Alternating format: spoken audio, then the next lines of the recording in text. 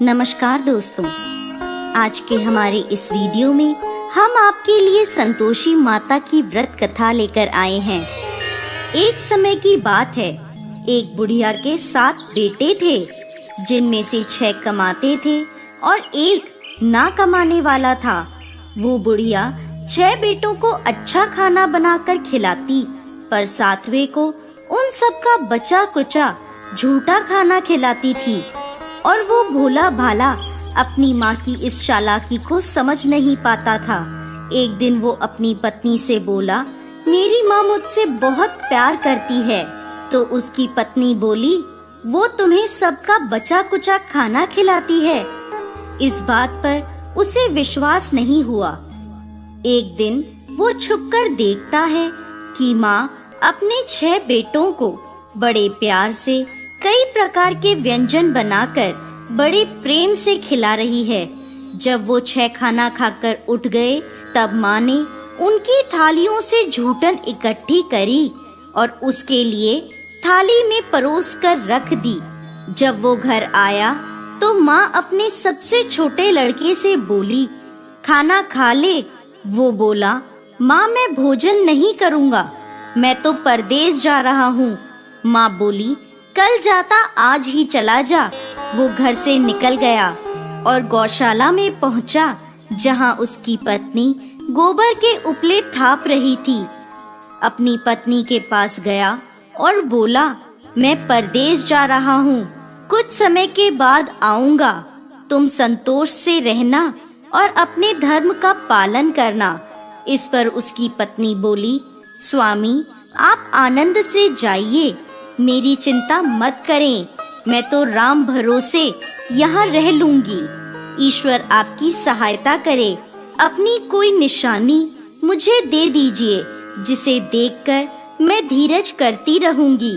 इस पर वो बोला, मेरे पास इस अंगूठी के सिवा कुछ भी नहीं है, तुम ये रख लो और मुझे भी अपनी कोई निशानी दे दो।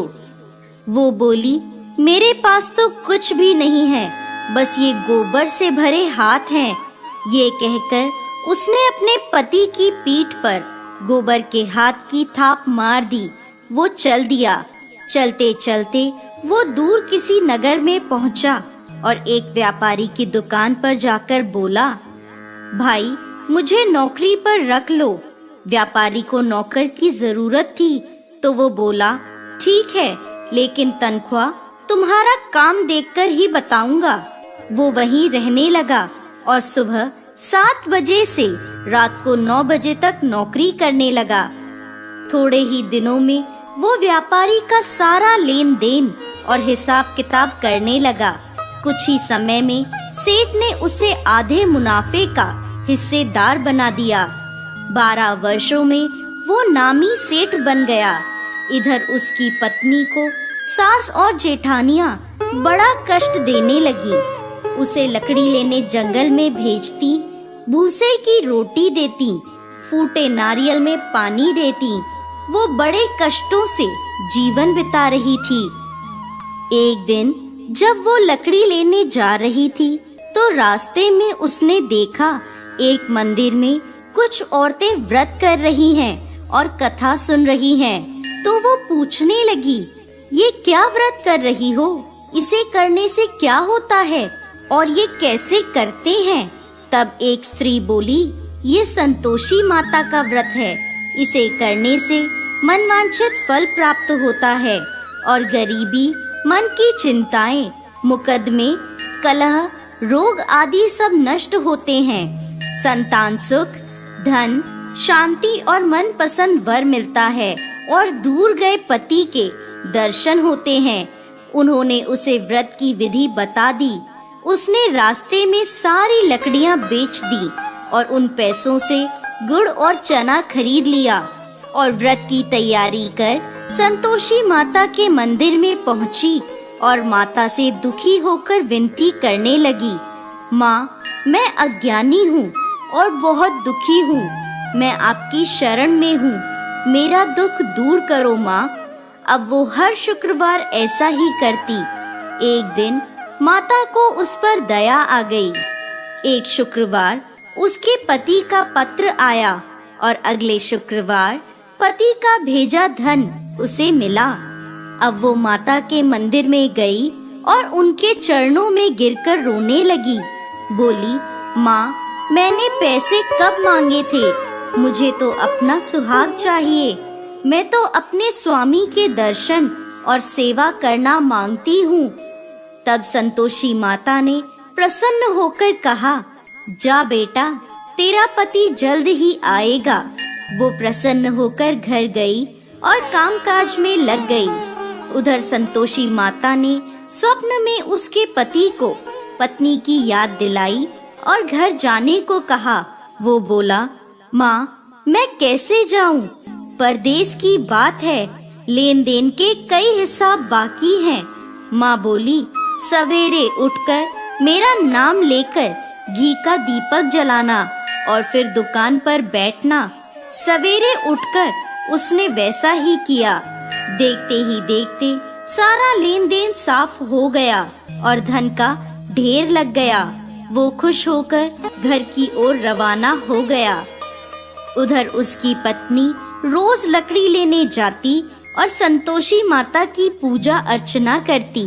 एक दिन वो बोली, माँ, आज ये धूल कैसी उड़ रही है? माँ बोली, बेटी, तेरा पति आ रहा है। तू लकड़ियों के 3 ढेर बना, एक नदी के किनारे रख आ, एक यहाँ रख दे और तीसरा अपने सर पर रख ले।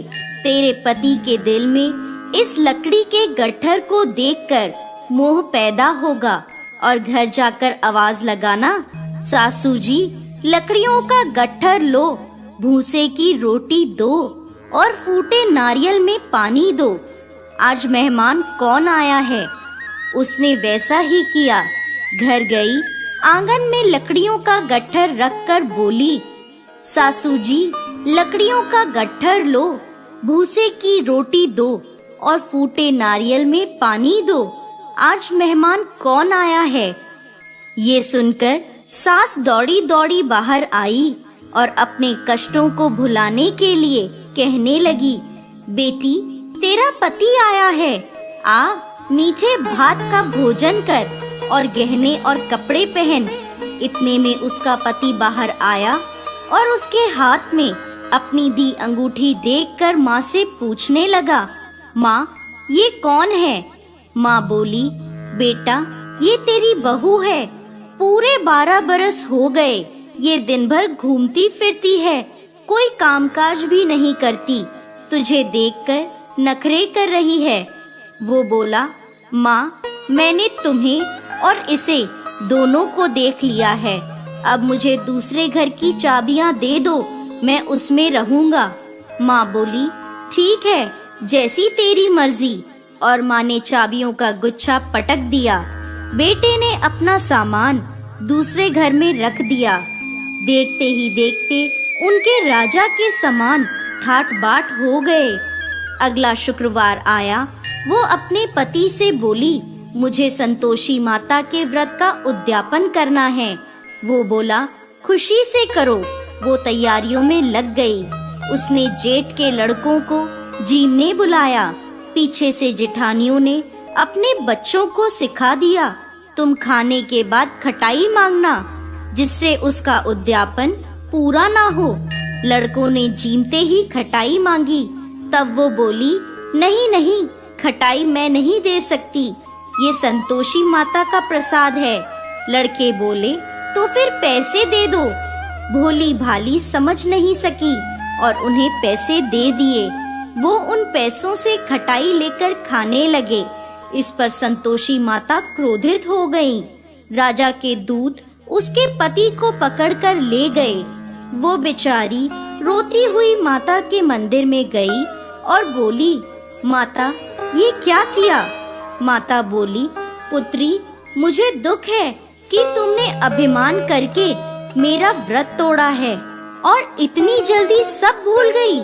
वो बोली, माता, मैंने तो कुछ गलत नहीं किया। मैंने भूल से लड़कों को पैसे दे दिए। मुझे क्षमा करो, मैं दोबारा तुम्हारा उद्यापन करूंगी। माता बोली, जा, तेरा पति रास्ते में आता हुआ मिलेगा। वो चली गई। रास्ते में उसे उसका पति आता हुआ दिखा। उसके पूछने पर बोला, राजा ने मुझे मिलने के लिए बुलाया था। अगले शुक्रवार उसने फिर उद्यापन किया। जेठ के लड़कों को बुलाया। जेठानियों ने फिर उन्हें सिखा दिया। लड़के भोजन के पहले बोले, खटाई मिलेगी? तब वो बोली, खटाई नहीं मिलेगी। अब उसने ब्राह्मण के लड़कों को बुलाकर भोजन कराया और दक्षिणा दी। संतोषी माता उससे प्रसन्न हो गईं और 9 महीने बाद उसके चंद्रमा के समान सुंदर पुत्र हुआ। वो अपने पुत्र को लेकर रोजाना मंदिर जाने लगी। एक दिन संतोषी माता ने सोचा, ये रोज यहाँ आती है, आज मैं इसके घर जाकर इसका ससुराल देखती हूँ। ये सोचकर संतोषी माता ने भयानक रूप धारण करा। गुड़ व चने से सना मुख, सूंड के समान होठ, जिन पर मक्खियाँ भिनभिना रही थी, ऐसी सूरत में वो उसके घर गईं। दहली में पांव रखते ही उसकी सास बोली, देखो कोई डाकिन आ रही है, उसे भगाओ वरना किसी को खा जाएगी। सभी घर वाले भागकर घर की खिड़कियां और दरवाजे बंद करने लगे। तभी उसने ऊपर की खिड़की से देखा तो वहीं से चिल्लाने लगी, आज मेरी माता मेरे घर आई हैं, आज मेरी माता मेरे घर आई हैं। उसकी सास बोली, पगली, किसे देखकर उतावली हुई है, बच्चे को भी पटक दिया। बहू बोली, माता जी, मैं जिन संतोषी माता का व्रत करती हूँ, ये वो माता हैं। ऐसा कहकर उसने सारी खिड़कियाँ और दरवाजे खोल दिए। सबने संतोषी माता के चरण पकड़ लिए और विनती कर कहने लगे, हे माता, हम मूर्ख हैं, अज्ञानी हैं, पापी हैं। आपके व्रत की विधि हम नहीं जानते। आपका व्रत भंग कर हमने बहुत बड़ा अपराध किया है। हे जगत माता, हमारा अपराध क्षमा करें। माता बहुत खुश हुई। हे संतोषी माता, जिस प्रकार आपने बहू को फल दिया, वैसा ही इस कहानी को कहते, सुनते और हुंकार भरते सबको देना। दोस्तों, संतोषी माता को संतोष, सुख, शांति और वैभव की माता के रूप में पूजा जाता है। माता संतोषी भगवान श्री गणेश की पुत्री हैं। इनका यह व्रत करने से धन, विवाह, संतान आदि भौतिक सुखों में वृद्धि होती है। ये व्रत शुक्ल पक्ष के प्रथम शुक्रवार से शुरू होता है और 16 शुक्रवार तक व्रत कर इसका उद्यापन किया जाता है। गुड़ और चने का भोग माता को लगाया जाता है। ये व्रत करने वालों को खट्टी चीजों को ना ही खाना चाहिए और ना ही हाथ लगाना चाहिए। बोलिए संतोषी माता की